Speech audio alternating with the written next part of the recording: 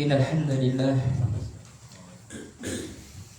nahmaduhu wa nasta'inuhu wa nastaghfiruh wa na'udzu billahi min shururi anfusina wa min sayyiati a'malina may yahdihillahu fala mudilla lahu wa may yudlil fala hadiya lahu asyhadu an la ilaha illallah wahdahu la syarika lahu wa asyhadu anna Muhammadan abduhu wa rasuluhu nabiyya ba'dah.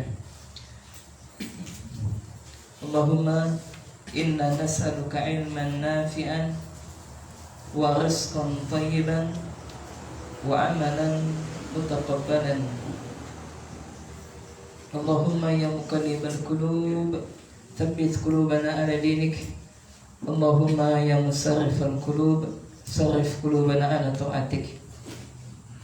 Alhamdulillah, segala puja dan puji syukur selalu senantiasa kita peruntukkan kepada Allah Jalla wa'ala, yang mana Allah Subhanahu wa ta'ala masih memberikan limpahan nikmatnya begitu banyak sekali kepada kita jemaah. Ya tak? Ana mau nanya kepada antum, maukah antum dikasih bongkahan emas sebesar surau polsek ini? Mau, tapi dengan syarat. Syaratnya apa? Tulang belulang antum semuanya diambil. Tidak mau ya? Tidak mau. Untuk apa emas banyak, bongkahan emas seperti surau polsek ini, tapi apa tulang belulang kita diambil semuanya oleh Allah Jalla wa'ala. Subhanallah. Ternyata nikmat tulang begitu besar dalam kehidupan kita ini. Atau bongkahan emas tersebut ditukar dengan apa? Hembusan nafas. Hembusan nafas. Kalau seandainya tak bisa bernafas, ya mati. Ya tak? Mati.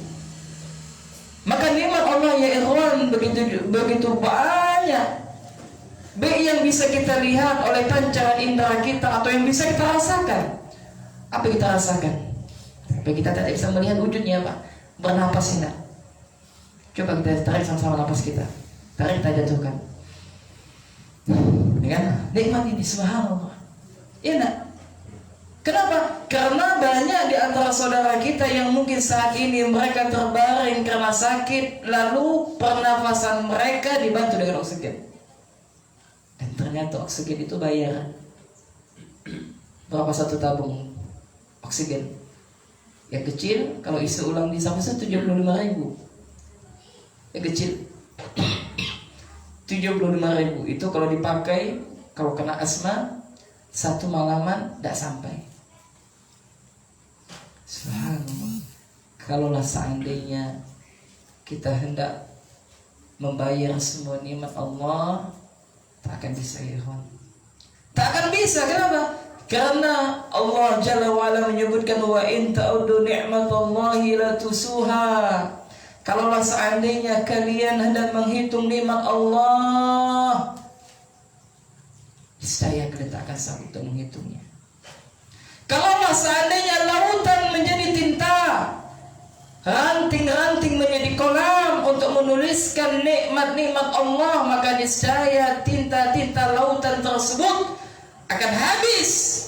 Sedangkan nikmat Allah masih perlu dituliskan. Allahu Akbar. Betapa banyak nikmat Allah Jalla wa'ala.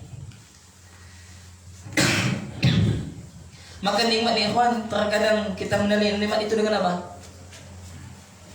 Dengan fulus, ya enggak? Nikmat itu tidak hanya dengan bentuk materi, tapi apa? Nikmat itu banyak. Nikmat sehat adalah kenikmatan. Apalagi? Nikmat memiliki istri. Nah, ini pada nikah semua kan? Maka Anda wahai para suami telah diberikan nikmat. Kenapa? Karena betapa banyak orang yang ingin mendapatkan istri tapi tak bisa. Jodohnya belum ketemu. Kalau sudah ketemu tak cocok. Suka dah sama suka cuma, tapi orang tua tak merestui tak.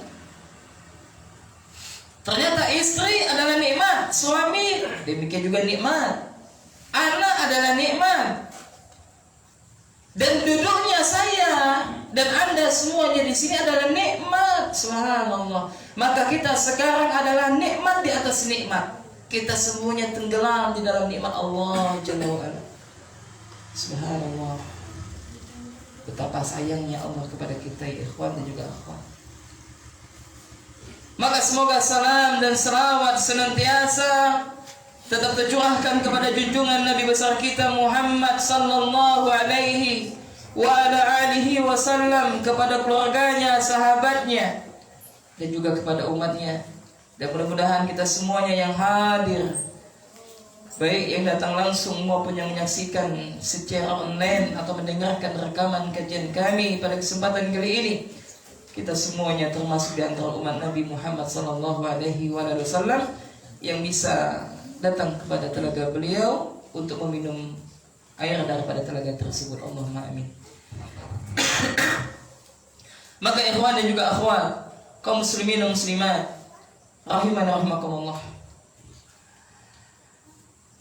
pada kesempatan kali ini kita akan duduk sejenak mengkaji. Ya, kita sepakat kajian kita sampai azan Isya ya.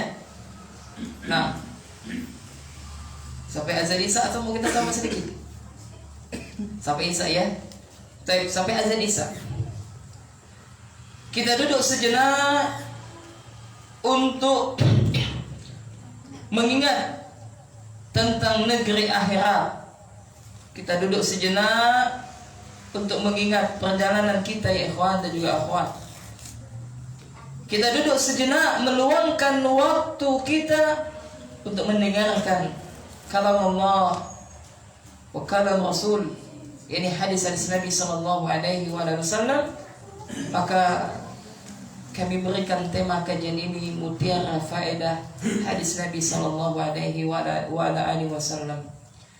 Mudah-mudahan kita semuanya termasuk di dalam hadis Nabi yang mana Rasul yang mulia Allahumma salli wa sallim alaih, beliau bersabda, naddarallahu imra'an sami'a minna hadithan wa hafidhahu wa fi lafzin fawa'aha wa hafidhaha hatta yuballighahu, kata Nabi. Apa Nabi mengatakan? Nabi mendoakan apa?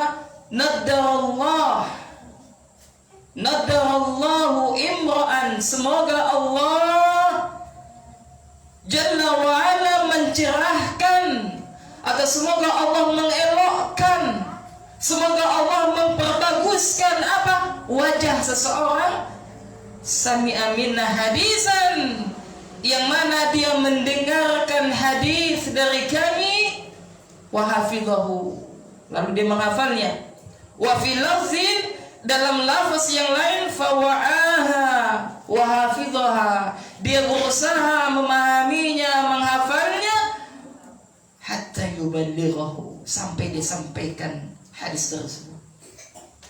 Maka apa?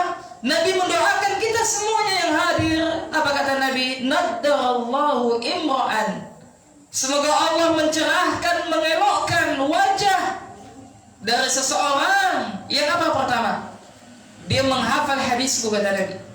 Atau dalam riwayat yang lain, dia berusaha memahaminya, menghafalnya, dan menyampaikan. Maka ikhwan, dalam menuntut ilmu terdapat dalam hadis ini apa yang pertama? Memahami. Kita berusaha memahami apa yang disampaikan oleh guru kita di dalam majelis tersebut, berusaha memahami. Kedua apa? Menghafalnya. Setelah memahami, menghafalnya, setelah itu apa? Menyampaikannya. Maka tidaklah kita menyampaikan ilmu tersebut, maka akan memberikan motivasi kepada kita untuk apa? Mengamalkan ilmu yang telah kita pelajari. Maka hadirin dan hadirat, kaum muslimin dan muslimat, bapak dan ibu, ikhwan dan juga akhwat, rahimani rahimakumullah. Pada kesempatan kali ini kita akan membacakan hadis dari kitab Al-Mulakhas fi Syarh Kitab At-Tauhid, dalam kitab Tauhid, penjelasan kitab Tauhid yang ditulis oleh Syekh Dr. Saleh Al-Fauzan, Abdullah Al-Fauzan hafizahullah taala. Maka malam hari ini saya akan bacakan hadis kepada jamaah. Hadis bab tentang kewajiban bagi setiap hamba kepada Rabb-Nya. Hadis tentang kewajiban seorang hamba kepada Rabb-Nya. Hadis dari Mu'adz bin Jabal. Qala musannif rahimahullah wa an Mu'adz ibni Jabal radhiyallahu anhu qala kuntu radifan nabiy sallallahu alaihi wa ala alihi wa sallam ala himarin faqala li. Jadi kata Mu'adz, ya ikhwan dan juga akhwat, semoga Allah meridhoinya. Dia mengatakan apa? Qala, aku berkata. Siapa berkata? Mu'adz bin Jabal. Kuntu, aku pernah radifan Nabi, aku pernah di belakang Nabi sallallahu alaihi wasallam ala khimarin, di atas khimar. Siapa Mu'adz bin Jabal? Maka dikatakan di sini Mu'adzun huwa Mu'adz ibnu Jabal ibni Amr ibni Ausi ibni Ka'ab ibni Amr al-Khazraji al-Ansari, sahabiyun jalilun masyhurun min a'yani sahabati. Dia adalah Mu'adz bin Jabal bin Amr bin Aus bin Ka'ab bin Amr al-Khazraji. Dia dari suku Khazraj, dari kaum Ansar. Siapa kaum Ansar, ya ikhwan? Kaum Ansar adalah kaum yang penduduk asli tinggal di Yathrib. Di mana di Yathrib? Di kota Madinah. Mereka ini adalah penduduk asli yang mana mereka disebut dengan kaum Ansar. Apa artinya? Kaum penolong. Sedangkan sahabat-sahabat yang asli dari kota Mekah, mereka disebut dengan apa? Kaum Muhajirin. Yani apa? Kaum yang hijrah dari Mekah ke Madinah. Maka kalau kita berbicara tentang sirah Nabi, akan kita dapati sahabat itu dari suku Aus, suku Khazraj, yang mereka ini tinggal asli di kota Yathrib atau disebut dengan kota Madinah setelah Nabi hijrah. Dan mereka inilah disebut kaum apa? Kaum apa mereka ini? Kaum Ansar, kaum penolong. Sedangkan sahabat penduduk asli kota Mekah atau tinggal di negeri Yaman atau tinggal yang semisalnya, yang mereka hijrah dari kampung halaman mereka menuju Madinah, maka namanya apa? Kaum apa? Kaum Muhajirin. Maka kaum Muhajirin dan Ansar adalah kaum yang Rasulullah sallallahu alaihi wasallam persaudarakan mereka. Inilah persaudaraan di atas Islam. Nah, Mu'adz bin Jabal, dia adalah salah satu di antara sahabat dari suku apa dia? Khazraj. Dari suku Khazraj, dari kaum Ansar. Berarti kalau anak katakan kaum Ansar, berarti tinggalnya di mana Mu'adz bin Jabal ini? Nah, di Madinah, di Yathrib. Beliau adalah sahabat yang alim, yang memiliki kemuliaan, yang terkenal, dan dia adalah tokohnya sahabat-sahabat yang lain. Dan beliau adalah salah seorang sahabat yang memiliki mutabahhiran fil ilmi wal ahkami wal Quran. Dia adalah sahabat yang sangat luas ilmu pengetahuannya, sangat luas ilmunya, dan memiliki hikmah dan faham tentang Al-Quran. Nah, beliau Mu'adz bin Jabal ini salah seorang sahabat yang pernah ikut perang Badar. Kapan terjadi perang Badar? Ini peperangan yang pertama kali dalam Islam. Perang apa namanya? Perang Badar. Beliau pernah diutus oleh Nabi sallallahu alaihi wasallam ke mana? Ke Yaman. Ya, maka Syekh mengatakan Nabi sallallahu alaihi wasallam pernah memerintahkan Mu'adz bin Jabal untuk ke negeri Yaman. Ya, thumma ba'athahu ila al-Yamani qadiyan wa mu'alliman. Beliau pernah diutus oleh Nabi ke negeri Yaman sebagai apa? Sebagai qadi, sebagai hakim, dan sebagai mudaris, sebagai seorang mudaris. Jadi apa? Seorang ulama yang mengajarkan ilmu kepada penduduk Yaman ketika itu. Maka dapat kita simpulkan ya ikhwan, keutamaan Mu'adz bin Jabal yang pertama, dia adalah termasuk tokohnya para sahabat. Itu keutamaan yang pertama. Keutamaan yang kedua, Mu'adz bin Jabal adalah salah seorang sahabat yang menyaksikan peperangan Badar. Maksudnya apa? Dia ikut serta pada perang Badar. Tidaklah semua sahabat yang ikut pada perang Badar kecuali dosa-dosa mereka telah diampuni oleh Allah Subhanahu wa taala. Kemudian yang ketiga, keutamaan Mu'adz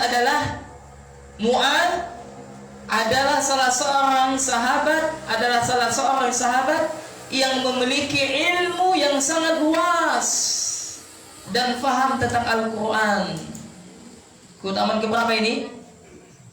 Keberapa? Ketiga. Keutamaan yang keempat, Mu'adz bin Jabal adalah da'i, yang mana Rasul pernah mengutus Mu'adz kemana? Ke Yaman. Apa tugasnya? Pertama, menjadi qadi, menjadi hakim. Orang yang memiliki jabatan qadi ya ikhwan dan juga akhwat, memiliki kedudukan yang tinggi. Bukan sembarangan orang, memiliki ilmu yang luas, ilmu yang dalam. Dan dia Mu'adz bin Jabal diperintahkan oleh Nabi untuk mengajarkan ilmu kepada penduduk Yaman. Kemudian keutamaan Mu'adz selanjutnya yang keberapa? Yang kelima, yakni beliau pernah dibonceng oleh Nabi Sallallahu Alaihi Wasallam. Nah ini yang akan kita bahas di hadisnya. Itulah 5 di antara 5 keutamaan Mu'adz bin Jabal. Maka ya ikhwan dan juga akhwat, kaum muslimin dan muslimat, para ayah dan juga para bunda, jangan kita lupakan sejarah daripada sahabat radhiyallahu ta'ala anhu. Kalau bisa kita ajarkan kepada anak-anak kita, kepada peserta didik kita, kepada santri kita, santriwati kita, kepada murid kita tentang apa? Sejarah kehidupan orang-orang salafus saleh terdahulu. Yang mana Allah sebutkan laqad kana qisasihim ibratun liulil albab, kata Allah. Dan sungguh telah kami kisahkan kisah-kisah mereka agar apa? Bisa diambil pelajaran liulil albab, bagi orang yang memiliki akal. Maka ketika kita berbicara tentang sirah, tentang sejarah para salafus saleh, terutama sejarahnya Rasul, itu terdapat kurikulum pendidikan yang sangat kita butuhkan pada zaman saat ini. Mereka lah sahabat yang dididik langsung oleh Nabi di meja kenabian, di madrasah kerasulan. Mereka lah sahabat radhiyallahu ta'ala anhum. Salah satunya adalah Mu'adz bin Jabal. Maka ya ikhwan rahimakumullah, Mu'adz bin Jabal beliau wafat pada usia yang bisa dikatakan masih muda. Tahun berapa? Pada usia berapa dia wafat? Dia wafat pada usia 38 tahun. Berapa usianya wafat? 38 tahun. Tepatnya pada tahun 14 Hijriah. Ya. Maka dengarkan wahai kaum muslimin dan muslimah, dengarkan daripada hadis Nabi yang mulia ini. Maka kata Mu'adz, faqala li, maka Rasulullah sallallahu alaihi wasallam bersabda kepadaku, kata Mu'adz. Apa kata Nabi? Ya Mu'adz, atadri ma haqqullahi 'alal ibad wa ma haqqul ibad 'ala Allah? Nah ini pertanyaan Nabi. Di mana Nabi nanya Mu'adz ini, Ikhwan? Di mana Nabi bertanya Muaz ini? Di mana Nabi bertanya? Di atas himar. Apa itu himar? Keledai, ya. Di atas keledai. Berarti apa? Di atas kendaraan. Apa kata Nabi? Ya Muaz, atadri haqqallahu 'alal ibad wa ma haqqul ibad 'ala Allah. Wahai Muaz, kata Nabi, tahukah engkau apa hak Allah yang harus hamba tunaikan dan apa hak hamba yang akan ditunaikan oleh Allah Subhanahu wa taala? Faham pertanyaannya? Pertanyaannya adalah, wahai Muaz, tahukah engkau apa hak Allah yang harus engkau lakukan, wahai Muaz? Tahukah engkau, wahai hamba-hamba Allah, wahai kaum muslimin, wahai kaum muslimah, hak Allah yang harus kita tunaikan? Tahukah Anda apa hak Allah tersebut? Dan tahukah Anda apa hak seorang hamba yang akan Allah tunaikan apabila hamba tersebut menunaikan hak Allah? Maksudnya apa? Barang siapa yang menunaikan hak Allah, maka Allah akan menunaikan haknya. Allah akan berikan hak hamba tersebut. Maka mendengar pertanyaan tersebut, maka kata Muaz, qultu Allahu wa rasuluhu a'lam. Allah dan Rasulnya yang tahu, ya Rasul. Ya, maksudnya apa? Allah dan Rasulnya yang lebih mengetahui. Maksudnya apa? Maksud dari perkataan Muaz adalah, saya tidak tahu, ya Rasul. Yang lebih mengetahui siapa? Allah dan Rasulnya. Maka Nabi melanjutkan, wa haqqul ibadi 'alallahi, ya, haqqullahi 'alal ibad ay ya'budu wa la yusyriku bihi syai'a. Haqqullahi 'alal ibadi ay ya'buduhu wa la yusyriku bihi syai'a. Wa haqqul ibadi 'ala Allah alla yu'adziba man la yusyriku bihi syai'a. Jadi kata Nabi, hak Allah yang harus engkau tunaikan, wahai Muaz. Hak Allah yang harus Anda tunaikan, wahai kaum muslimin dan muslimah. Hak Allah yang harus Anda lakukan, Anda tunaikan, wahai kaum muslimin, laki-laki dan juga kaum muslimah, wanita, adalah ayya'buduhu, hendaknya kalian beribadah hanya kepada Allah, wala yusyriku bihi syai'a, dan kalian tidak boleh menyekutukannya dengan sesuatu apapun. Jadi hak Allah yang harus kita tunaikan jamaah adalah mengesahkan Allah, beribadah hanya kepada Allah Jalla wa'ala. Ini selaras dengan firman Allah dalam Al-Quran surah Az-Zariyat. Allah Jalla wa'ala berfirman, wa ma khalaqtul jinna wal insa illa liya'buduni.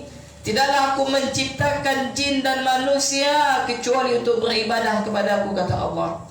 Dan juga ini selaras dalam firman Allah Subhanahu wa ta'ala dalam Al-Quran surah An-Nahl ayat 36, walaqad ba'athna fi kulli ummatin rasulan an i'budullaha wajtanibut taghut.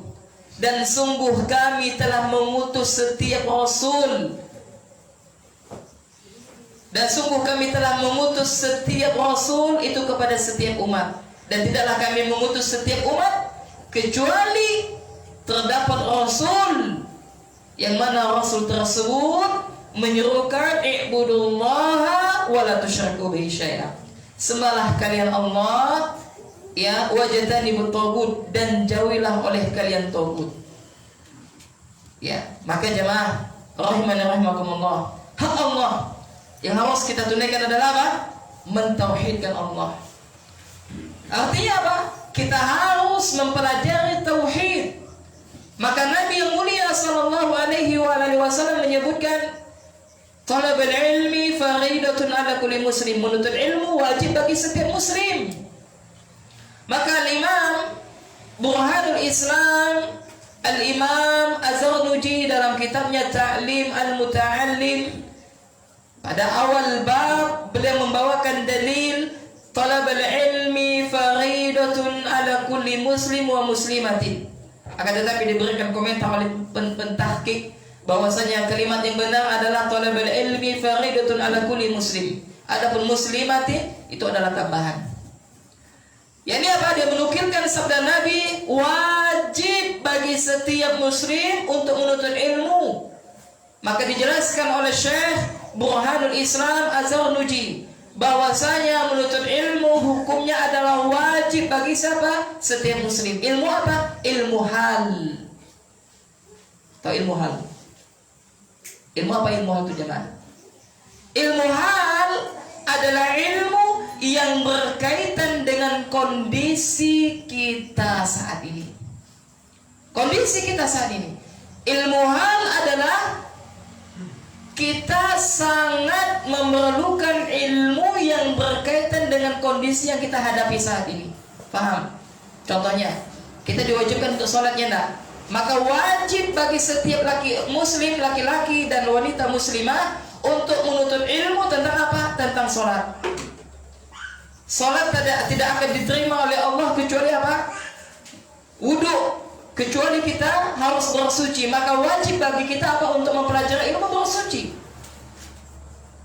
Kalau Anda orang kaya, Allah berikan harta, maka Anda harus menunaikan zakat. Maka sebelum Anda menunaikan zakat, Anda wajib menuntut ilmu tentang seputar zakat. Ketika masuk bulan Ramadan, kita diwajibkan untuk berpuasa di bulan Ramadan. Maka sebelum kita berpuasa di bulan Ramadan, kita wajib untuk mempelajari hukum tentang seputar puasa Ramadan. Ketika Anda diberikan harta oleh Allah, maka Anda memiliki kewajiban untuk berangkat haji. Kalau seandainya Anda mampu sedangkan Anda tak mau berangkat, tak niat untuk berangkat, Anda berdosa. Maka sebelum berangkat ke tanah suci, Anda wajib menuntut ilmu tentang seputar haji. Anda yang hendak menikah mungkin saat ini, maka Anda wajib mempelajari bagaimana menjadi suami yang baik, bagaimana menjadi istri yang baik. Al-ilmu qabla al-qawli wal amal, kama qala Imam Bukhari rahimahullah. Ilmu sebelum perkataan dan perbuatan. Ketika Anda sudah menikah, wajib bagi Anda untuk mempelajari tentang ilmu rumah tangga. Bagaimana menjadi suami yang idaman, suami yang dirindukan oleh istri. Bapak sering Pak, kalau rumah itu istri WA, bang boleh balik bang. Pernah ada di WA seperti itu? Atau malah istrinya senang, alhamdulillah ada di suamiku. Hah? Pernah enggak? Pernah, alhamdulillah, berarti istri sayang. Dek, tanya Tolen. Dosa, enak. Bersyukur kita apa? Ada yang memperhatikan kita. Ada orang yang tak diperhatikan, balik ya terserah. Enggak juga enggak masalah. Itulah jomblo. Enak. Bersyukur kita, kenapa? Karena ada istri tercinta. Bang, bila nak balik bang, adik dah saluk. Subhanallah. Baru ya bentar ditinggalkan dah saluk. Tidak, bersyukur jamaah. Kenapa? Karena ada sosok suami yang istrinya tak suka dengan suami tersebut. Kenapa? Karena kasar, tak pandai mengambil hati istri. Istri merajuk, biarlah dek kau merajuk ya rugi kosoran. Ya Allah, sekalian dibujuklah suami, bujuk. Bongkak gila Ustaz. Ya salam. Tidak apa-apa. Iya nak. Ibu-ibu juga gitu, senang kalau suami tanya, dek, dan adek mainnya dek, balik dek, abang senggawan, misalkan. Bang, udah ngurus dia kecil, apa bayi-bayi besar lo. Maksudnya apa? Maksudnya adalah sebelum menjadi seorang suami atau sudah menjadi seorang suami, maka wajib bagi kita apa? Untuk mempelajari tentang ilmu rumah tangga. Penting jemaah. Ketika Anda punya anak, atau sekarang kita sudah punya anak, maka wajib bagi setiap ayah, bagi setiap bunda untuk apa? Mempelajari bagaimana mendidik anak sesuai dengan syariat Islam. Saya mau nanya kepada ibu-ibu, jawab bu ya. Maka di dalam hadis ini nanti salah satu metode pengajaran itu ada tanya jawab. Saya sering biasa kongsi kajian, tanya ibu-ibu itu tidak jawab. Diam terus. Paham Bu? Diam. Jadi berapa? Diam. Enggak, nih ada orangnya enggak? Ya enggak? Karena di balik hijab. Itu jawab Ibu. Kenapa? Karena suara itu bukan aurat. Boleh menjawab. Paham Ibu? Paham Ustaz? Ah gitu. Paham Ustaz? Ah itu juga nggak boleh juga. Nah, ya, tegas. Paham Ustaz? Oh, jawab ya. Nah, maka Ibu saya mau nanya. Mendidik anak susah atau gampang? Nah, bapak-bapak aja susah atau gampang Pak? Susah gampang. Nah Ibu susah atau gampang? Pak enak jawab, tidak bisa jawab. Nah, tidak bisa jawab.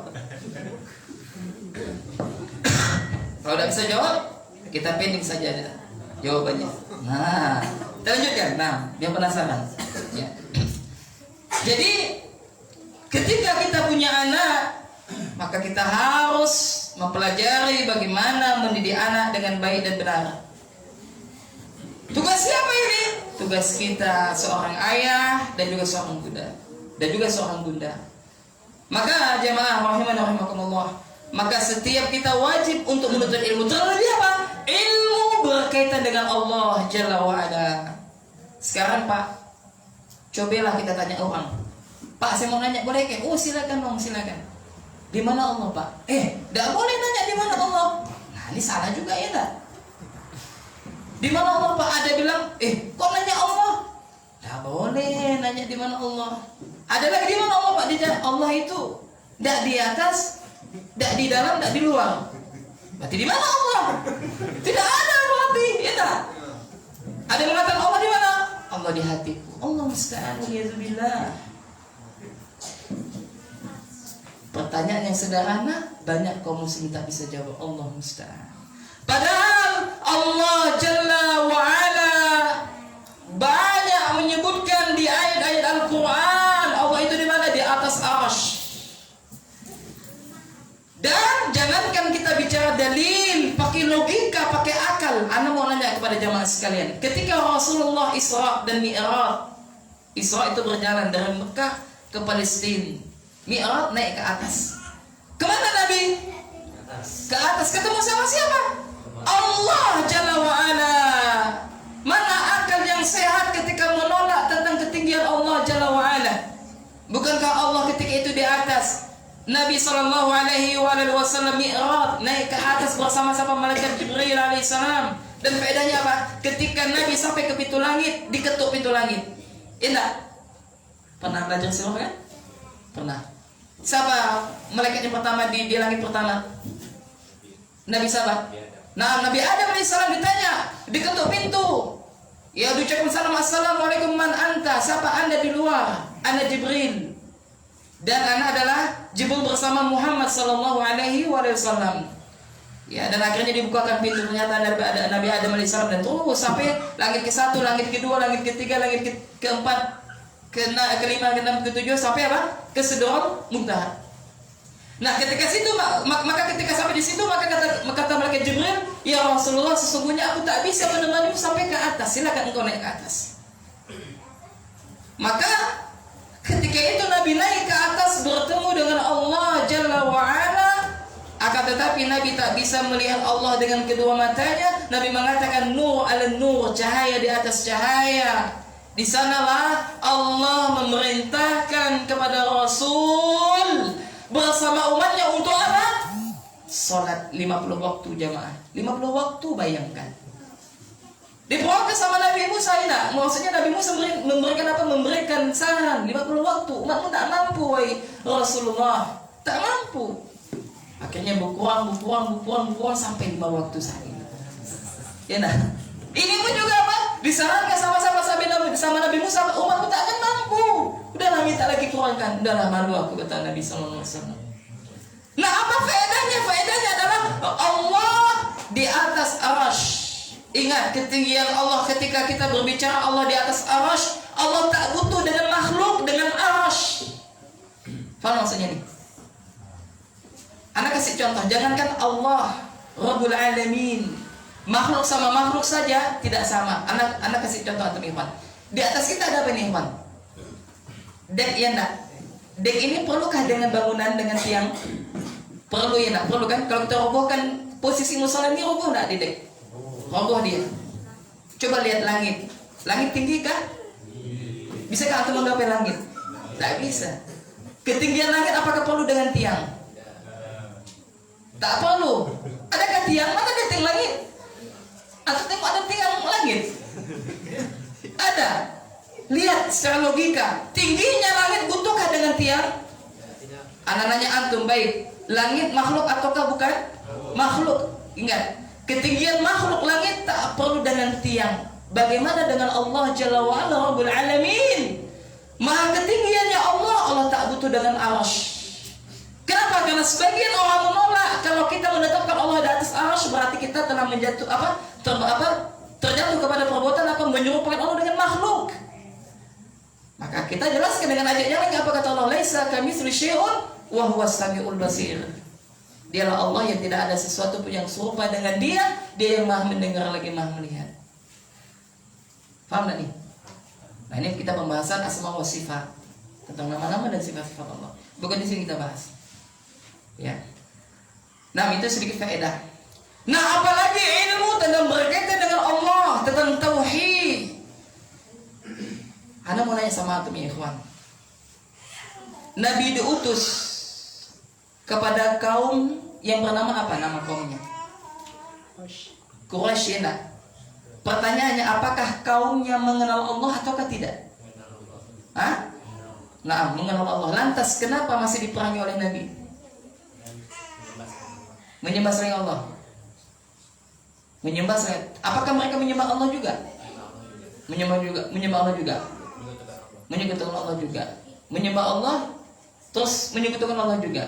Nah, jadi orang kafir Quraisy itu kaum jahiliyah bukan berarti dia tak kenal sama Allah lah.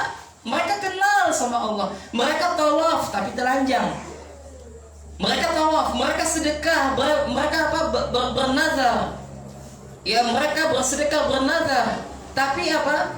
Kenapa mereka masih diperangi oleh Nabi? Karena mereka tidak mengesahkan Allah dalam hal ibadah, yakni tauhid rububiyah, tauhid uluhiyah. Maka kalau ditanya siapa Tuhan kalian? Allah. Siapa menciptakan langit dan bumi? Allah. Siapa yang menghidupkan orang yang mati siapa yang menghidupkan orang yang mati kembali hidup? Yakni Allah, kata mereka. Siapa yang memberikan rezeki daripada kalian? Allah. Lantas kenapa kalian tidak bertakwa kepada Allah? Sebabnya apa? Karena mereka yakni apa? Tidak mentauhidkan Allah Subhanahu wa taala dengan tauhid uluhiyah. Itu sebabnya. Ya, paham nih, Pak? Paham nih ya? Berarti yang dikatakan orang menyekutukan Allah itu bukan berarti sujud kepada patung, itu jelas. Ya, jelas. Tapi ada permasalahan-permasalahan yang memang harus kita pelajari. Biar apa? Biar kita tidak termasuk daripada orang-orang yang dimurkai oleh Allah Subhanahu wa taala. Nah, ilmu apa? Ilmu tentang tauhid. Ya. Maka hak Allah adalah beribadah hanya kepada Allah Subhanahu wa taala saja dan tidak menyekutukannya dengan sesuatu apapun. Ya. Kemudian wa haqqul ibad 'ala Allahi alla yu'adziba man la yusyriku bihi syai'an. Dan hak hamba yang akan Allah tunaikan apabila hamba tersebut menunaikan hak Allah, la yu'adziba man la yusyriku bihi syai'an. Maka Allah tak akan mengazab seseorang yang mana orang tersebut mentauhidkan Allah, tidak menyekutukan Allah dengan sesuatu apapun. Sekarang jemaah, kesyirikan itu menyebar kemana-mana, ya tak? Ada kasih contoh terjadi di masyarakat kita. Apa contohnya misalkan? Nah, apa? Salah satu contoh sederhana adalah apa? Seseorang memakaikan anaknya benang-benang dengan niat untuk menangkal bahaya. Pernahkah kita melihat anak bayi yang di gelangnya ada apa? Benang hitam, ya tak? Atau benang kuning. Apa tujuannya masa itu? Nah, inilah innallaha la yaghfiru ay yushraka bih wa yaghfiru ma duna dzalika liman yasha. Sesungguhnya Allah tak akan mengampunkan dosa syirik, dan Allah akan mengampunkan dosa selain daripada syirik bagi siapa Allah kehendaki. Subhanallah. Maka tugas Anda wahai para ayah, tugas Anda wahai para bunda, jangan Anda menggantungkan sesuatu ke tangan-tangan anak-anak Anda. Kenapa? Karena barang siapa yang menggantungkan sesuatu yang dia bertawakal kepada hal tersebut, maka Allah Jalla wa'ala tak akan melindungi orang tersebut. Dia akan diserahkan kepada apa yang ditawakalkan. Kelihatannya sepele, akan tetapi itu adalah dosa besar. Waliyazubillah. Kapan kita akan mengetahui hal tersebut? Maka dengan ilmu. Maka menuntut ilmu tentang seputar mentauhidkan Allah satu kewajiban. Satu kewajiban yang harus kita tunaikan. Maka barang siapa yang mentauhidkan Allah, maka Allah tak akan mengazab orang tersebut. Maka setelah mendengar hal tersebut, maka apa kata Muadz? Ya Rasulullah, afala ubashirun nas? Wahai Rasul, apakah boleh aku sampaikan kepada manusia kabar gembira ini? Apa kata Nabi? Qala la tubashirhum fayattakilu. Jangan wahai Muadz, jangan kau kabarkan kepada mereka kaum muslimin. Fayattakilu, nanti mereka bertawakal. Maksudnya apa? Nanti mereka bersandar dengan tauhid semata tapi tak mau beramal. Ini juga salah. Ya, paham nih ikhwan dan akhwat? Ya. Lantas kenapa Muadz menyampaikan hadis ini? Karena Muadz menyampaikan hadis ini ketika hendak menjelang wafatnya. Kenapa? Karena tak boleh seseorang sengaja menyembunyikan ilmu. Maka jamaah rahimani rahimakumullah, kita akan mengambil beberapa faedah daripada hadis yang mulai ini. Ma yustafadu minal hadis. Yang pertama, tawadhi'un Nabi sallallahu alaihi wasallam haitsu raqiba al-himara wa ardafa alaihi khilafa ma alaihi ahlul kibr. Yang pertama apa faedahnya ikhwan? Tentang tawaduknya Nabi. Bayangkan Nabi ikhwan, tawaduknya. Di mana letak ketawaduan Nabi? Nabi mau apa? Mengendarai keledai. Ya tak ikhwan? Biasa kan ini kan bertolak balik dengan siapa? Orang yang sombong, ya tak? Ya, atau bayangkan pemimpin ya ikhwan, bukan lagi pemimpin satu negara, pemimpin dunia dan akhirat. Rasulullah apa tidak malu untuk menaiki kendaraan yang paling apa? Yang kalau bahasa kita, kalau zaman kita sekarang ini apa nih? Apa misalkan? Naik kereta ya, yang buruknya nih, ya tak? Malu ya tak? Anaknya ustaz misalkan, waliyahzubillah. Masa anaknya sepeda buruk? Naik mobil dong, dia jemput pakai mobil yang baru plat merah, ya tak? Lihat Nabi, ketawaduan Nabi. Nabi mau apa? Naik kendaraan yang bernama himar, dan Nabi membonceng sahabat. Siapa nama sahabat tersebut? Muadz bin Jabal. Maka salah satu orang Nabi apa? Tawadu ya ikhwan. Tawadu. Enak. Nah, para akhwat juga ya, istri siap dibonceng sama suami pakai sepeda ontel misalkan. Ontel kan, sepeda ontel ya. Ya, atau pakai motor yang apa, yang kalau sekali dihidupkan tuh beda kan? Harus malu, dosa malu ya enggak? Aduh bang, malu dia bang. Pakai cadar, pakai motor yang banyak asapnya pula. Nah, suami juga harus pandai. Suami ini harus apa? Kasihlah kendaraan yang bagus kepada istri. Kau bisa belikan mobil, kalau bisa. Ya. Kalau bisa, ya. Kalau bisa, ya motor lah, tidak apa-apa. Ya. Kita juga harus pakai juga ya, kawan. Ya, ada masalah enggak? Ada masalah enggak? Belum ya? Nah, sudah. 10 satu faedah ini. Ini ada 10 faedah nih. Sambung aja. Sambung apa? Sambung ya. Bulan depan ya? Hah? Oh gitu, azan dulu sebentar ya. Baik, nah azan sebentar. Kita lanjutkan sebentar, habis itu kita sholat selesai kajiannya ya. Nah, silakan muadzin, silakan barakallahu fikum.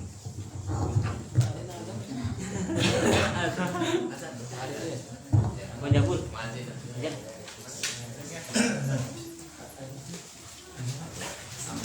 Coba lihat. Bang. Ajar bang. Oh, bisa. Ada azan.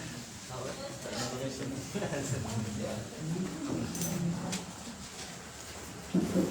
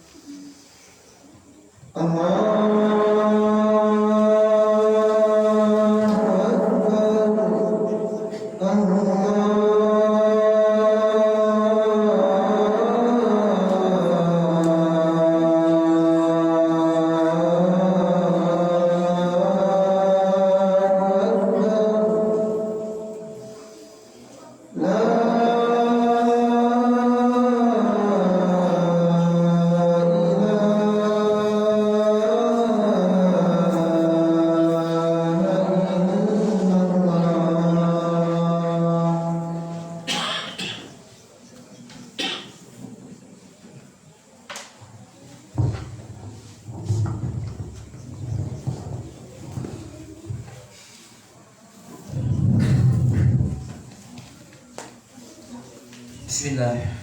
Alhamdulillah wassalatu wassalamu ala Rasulillah wa ala alihi wa sahbihi wa man wala amma ba'd.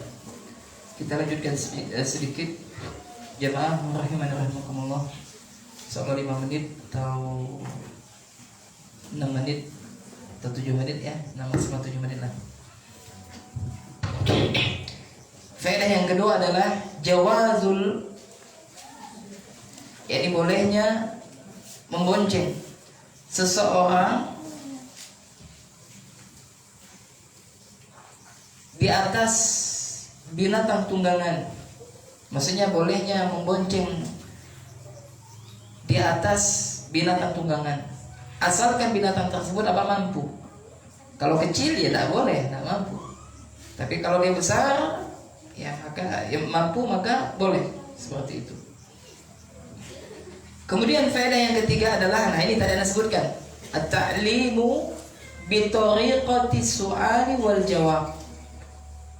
Metode dalam pengajaran, nah bagi Anda mungkin seorang guru atau Anda seorang ustazah, maka ketika dalam memberikan materi pembelajaran adanya tanya jawab. Maka ini sering kalau Anda ngisi kajian, Anda sering bertanya kepada jamaah. Ya, biar apa? Biar hidup suasana kayak pembelajaran kita hidup, maksudnya biar tidak ngantuk dan yang semisalnya. Maka metode dalam mengajarkan ada tanya jawab. Kemudian faedah yang keempat adalah anna man su'ila amma la ya'lamu yanbaghi lahu ayyaqula Allahu a'lam. Sesungguhnya apabila seseorang ditanya lantas dia tidak tahu ilmunya, maka hendaknya apa? Dia berkata Allahu a'lam. Allah yang mengetahui. Maksudnya dia tidak tahu dan Allah yang maha mengetahui. Kemudian faedah yang kelima, ma'rifatu haqqillahi 'alal ibadi wa huwa ay ya'buduhu wahdahu la syarika lahu. Jadi apa? Mengetahui hak Allah Subhanahu wa taala atas hambanya. Maksudnya apa? Hak Allah yang harus hamba tersebut tunaikan adalah hendaknya hamba tersebut menyembah hanya kepada Allah saja dan tidak menyekutukannya dengan sesuatu apapun. Nah, kemudian kata Syekh, faedah yang keenam, anna man lam yatajannaba asyirka lam yakun atiyan bi'ibadatillahi haqiqatan walau abdahu fi surati. Maka Syekh mengatakan faedah yang keenam ini, sesungguhnya barang siapa yang tidak menjauhi perbuatan syirik. Sesungguhnya barang siapa yang tidak menjauhi perbuatan syirik, maka pada hakikatnya dia belumlah beribadah kepada Allah. Pada hakikatnya dia belum beribadah kepada Allah, walaupun kelihatannya dia beribadah kepada Allah. Paham maksudnya? Jadi kalau ada orang yang tidak menjauhi perbuatan syirik, maka sejatinya dia belum beribadah kepada Allah, walaupun tampak dari kita dia adalah ahlul ibadah, tapi sejatinya bukan ahlul ibadah. Kenapa? Karena dia tidak menjauhi perbuatan syirik. Maksudnya apa? Dia sholat juga, rajin ke masjid juga, tapi masih percaya dengan dukun. Percaya dengan dukun beranak gimana Ustaz? Ya boleh dukun beranak, ya dukun beranak boleh.